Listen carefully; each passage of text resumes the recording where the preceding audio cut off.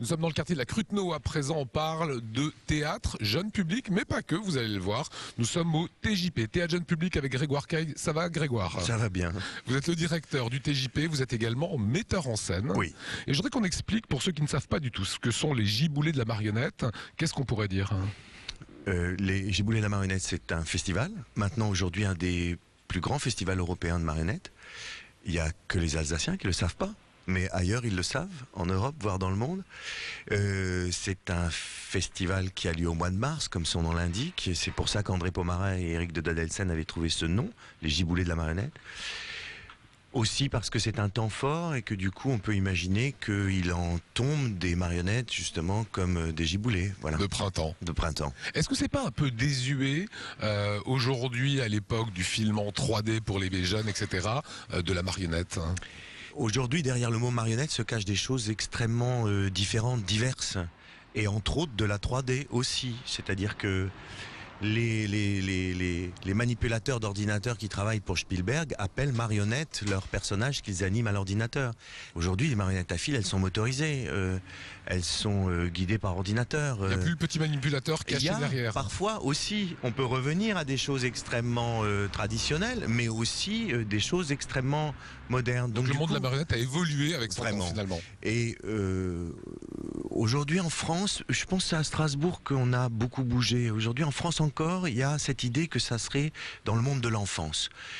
On est vraiment là en retard. Pour les Allemands, par exemple, ou les Italiens, un spectacle de marionnettes, c'est un spectacle pour adultes autant que pour enfants. Alors ces marionnettes, on peut les voir ici, dans ce quartier de la Cruteno, mais pas que. C'est également place Kléber, place Broglie. C'est-à-dire qu'on a à la fois de la marionnette de rue, parce qu'il faut occuper l'espace public, et puis que la marionnette traditionnellement c'était un art de rue aussi, donc on y revient avec un Castellet camionnette qui nous a permis d'aller la semaine dernière à Haguenau, à Sélestat, à Erstein, et de se promener vraiment. Et là on est place Broglie et place Kléber pendant toute la durée du festival.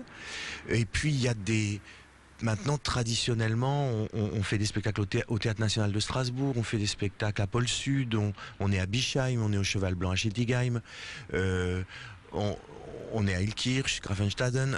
Voilà, ce n'est plus seulement le festival du TJP, mais c'est le festival de tous les théâtres alsaciens. Alors Grégoire, derrière nous quelques affiches, notamment les Pieds nickelés en vadrouille, Jules Verne et le Griot. Vous avez mis en scène ces pièces, qu'est-ce que ça raconte ? Les Pieds nickelés, c'est vraiment les albums de Louis Forton du début du siècle, 1908-1912. Ça raconte l'histoire de trois voyous, Croquignol, Filochard et Ribouldingue. Moi, c'est ma grand-mère qui m'a fait découvrir ces bandes dessinées. C'est la belle époque, c'est l'avant-guerre, l'avant-première guerre mondiale. Ça raconte très très bien l'époque, mais surtout ce qui m'intéressait, c'est que ça parle énormément aujourd'hui.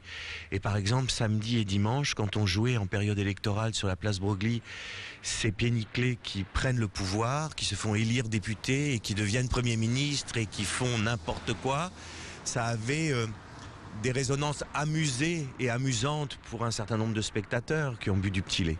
Voilà. Jules Verne et le Griot, c'est encore autre chose. C'est dans le cadre d'un partenariat que nous avons avec l'Espace Masolo à Kinshasa.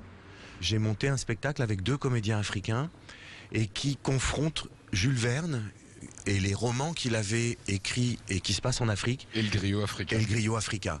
Et c'est une rencontre assez étonnante. Vous avez vu ces belles images, alors faites-vous plaisir. Toutes les informations s'inscrivent actuellement sur l'écran pour découvrir ces spectacles assez étonnants des giboulées de la marionnette.